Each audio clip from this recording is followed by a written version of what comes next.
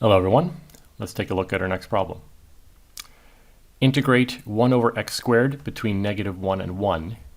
Describe any difficulties in doing this.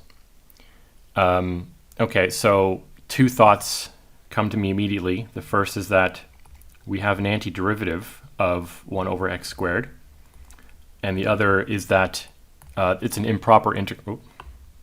Positive 1 on the upper bound. It's an improper integral because at the origin, when x is equal to 0, the function's not defined. There's a vertical asymptote there, of course. Quick sketch of what this looks like. Something like this. So technically, what we need to do is integrate from -1 up to some small negative number, and then also integrate from some small positive number up to 1, and take a limit as that small number goes to 0. So, I'll write this as in the following way. Negative epsilon 1 over x squared dx. Well, no, hold on. Let me write it in terms of two one-sided improper integrals like this. 1 over x squared is an even function. So these are, in fact, equal. And now an improper integral like this, where we have an asymptote at one of the endpoints, should technically be written in terms of a limit like this. And if this limit doesn't exist, then we don't really define the original integral as being anything. But we should be able to do this, right? Because we have an antiderivative of 1 over x squared. It's just negative 1 over x. And so we need to evaluate this at epsilon and 1.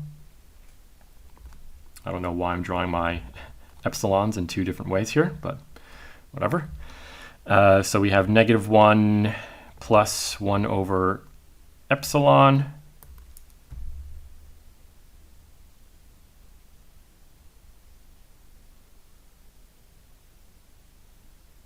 So is it infinity? Can we not integrate 1 over x squared? No, we can't. Yeah, of course.